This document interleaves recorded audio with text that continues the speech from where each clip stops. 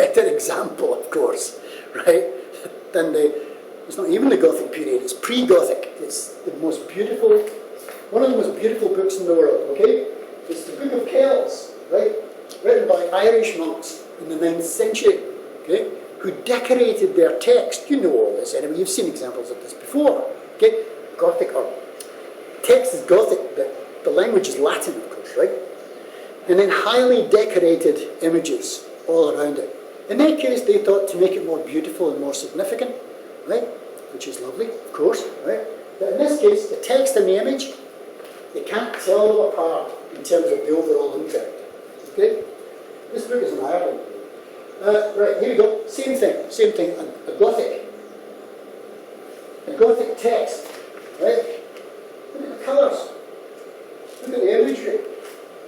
This is breaking down that clear-cut distinction between information in that data-driven digital sense of the modern, okay, and imagery, okay. They are being fused together in order to punch a meta-message right across, okay. And here we have it. A classic example, of course, right, is Chinese calligraphy. Right? Chinese calligraphy, they are pictograms. Now, originally, they were pictograms, which meant each little image, was a picture of something that referenced that something. This is an image of Chinese characters. The little bits in here, as you can see, are a Japanese commentary on the Chinese text, right? Because the Japanese learned a lot from the Chinese. Now, here, bear this in mind, I'm giving you a list. Quickly, scribble it down. Right? You got your pen? Bit paper? Okay, take this down.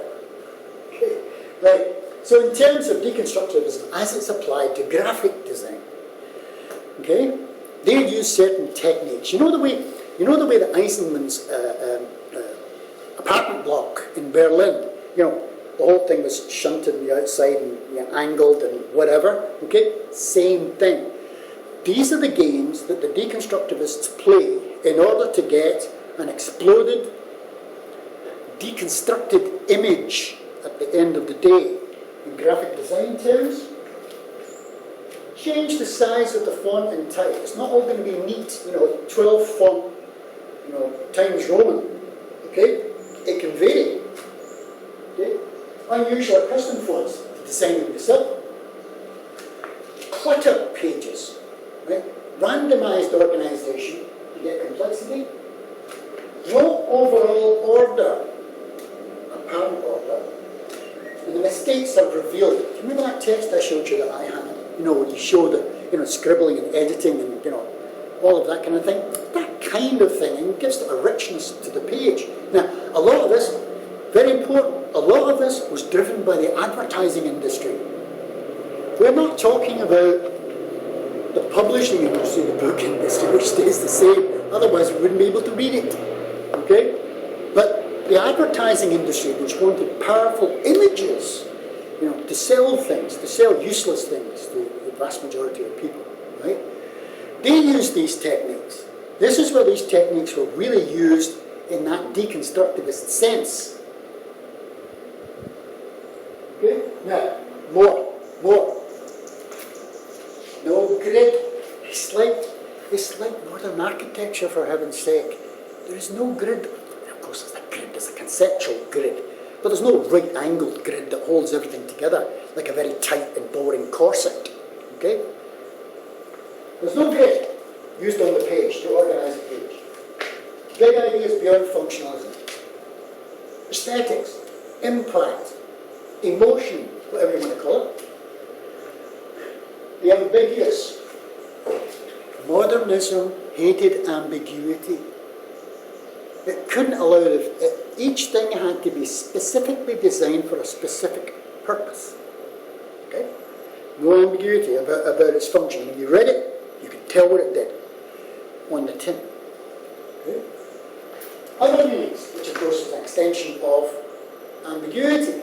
Other meanings, there were possibilities you could read it slightly differently if you wanted to. And of course, multiple messages inside the same frame. Did I say frame? I might inside the same space. Okay. Here we go. Run through. This is a designer called Neville Brody. Okay. Now you probably recognise all this stuff from advertising and magazines and hoardings and whatever that clutter up our lives. Okay. But this is a new introduction when you compare it to what went on in the 50s. Okay. This is radical stuff. Okay. And it's namely the breakdown of the picture space. It just occurred to me, it's a bit like the beginnings of modern art. The breakdown of the picture space and the dissolution of forms. Okay? Shifting towards abstract art. Here, you get it all. Different kinds of text, colours, images, whatever you like. Okay? Again, get your wee pencils out. Okay? This is the list again of the things that Decon did inside graphic design, but you could very easily, by association, apply them to modern architecture, or modern deconstructivist architecture. That's the case. Okay? Have a look. They don't mind a collision of images, a clashing collision of images. They don't mind a disruption of your assumptions about what's being said or how it's being said. Okay? Disintegration of the overall viewpoint. There is no classical framework with a perspective, point or focus point or anything else like that. Fracturing, splitting up the image. Each element is an independent reality simply floating around in this space. Right? Each element reveals what it really is. But who cares what it really is? Because when it's in that matrix of other elements, it tends to be slightly ambiguous. And free-floating elements within the frame of things. Hey, palimpsest. I want you to remember this word, palimpsest. Palimpsest is a very beautiful concept, right? Give you an example. In the Gothic period in Europe, paper was very hard to come by. Okay? So once, when somebody wrote, usually the monks, okay, wrote lines of text, there was a space between the lines. Okay? Guess what they did when they ran short of paper? They wrote between the lines, okay, of the text. So one text was laid in another. You maybe have heard the phrase to read between the lines. Well, that's what it means. There is a dominant text there, but when you read between the lines, there's another message going on entirely. It's a bit like the small print on legal forms. It's there to bamboozle you, right? So basically, this is a palimpsest where you get text upon text, meaning upon meaning, layered, sometimes by accident. In this case, it's by accident. It's a poster on a wall that's been ripped and torn, other things stacked on top and torn. Okay? And age itself has withered these things. I will show you, if the camera moves slightly, I will show you another palimpsest. Right here. Here it is literally text on text. Text on text on text. Between the lines of the original text, there's handwritten text. There's changes in colour. There's a supertext placed on top of that. In other words, I happen to know there are 4 different text units inside this one painting. This one digital print, in fact. That is palimpsest, one and the other. But of course, that's the visual aspect. The other aspect, of course, is the meaning. Just to go back to the original idea of deconstructivism. Each one of these little texts on its own is telling a different story. Right? In other words, if I stripped out all the text and only left one, I could read that and it's quite coherent. Right? I stick the other one in, that's also quite coherent. But when it's mixed, when all these texts are mixed, then you get ambiguity. Right? Which is a powerful emotive impulse. Okay? And this, again, same thing. Failed elements, broken elements, ambiguous elements. Now, pencils out. Okay? Here we have, again, another list of Decon approaches. things that would be inserted into any product that you like, any graphic design. Now remember, if I'm talking about graphic design, I'm also talking about architecture. Okay? And I'm also talking about product design. It's decon applied to each of these. So there are going to be analogies, functional similarities, between each of these fields. Here is a list that may apply to both. Play, humour, irony, parody, all of that, all of the kinds of stuff that you get in human, natural conversation. Irony, not too much unfortunately, but yes, it's there sometimes, okay? And you can laugh, right, about this. Okay? Decentering, contention, all of these things are applied to the product, or to the formation of the product, in order to make it richer in its representation, more complex, and in a sense, more authentic about human experience and human lives. Okay? David Carson again, same issues, decentering, ambiguities.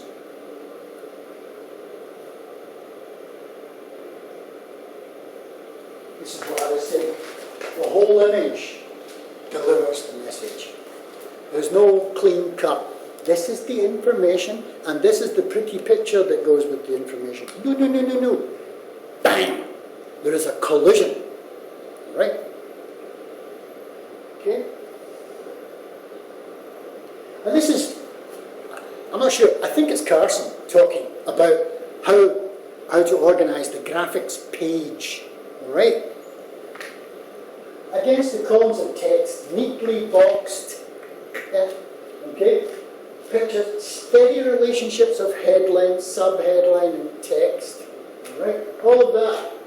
What you get is free form, space, right? Like when you look at the sky, you see the sky, 1 billion stars, okay? They're all in a random order, alright? And they're therefore powerful. Powerful. Here we go. Imagination and shock. Let's be clear. When Eisenman produces his building in Berlin, or Giri in Bilbao, and Los Angeles, the later one in Los Angeles, okay? They are injecting an element of shock into these images. Shock. You pay attention, okay? Whether that's a good thing or not, I'm not sure. I like walking through Victorian cities, okay? 19th century cities, and this kind of gentle, vibrating unity and harmony, right? A play on variations as you walk along the street. But, okay, move on. Decon, Bilbao, Gehry, Eisenman, okay? Shock. In this case, as I say, you can't take this picture and give it to your mother for Christmas. Okay? Oh, I like this. This is very nice. Explains exactly what you've got, of course, is the Bull Durham advert, okay, which has been overlaid to some extent by another advert on this wall in the States. Okay? You're getting this ambiguity, but you're also getting a sense of time passing, fading, if you like. Okay? Text explosion. All of these are decon games being played out. There is no grid, there is no clarity, there is no single image, there is no meta-narrative anymore. There's simply universal space, right? You can play around with things. Have a nice day. See you again.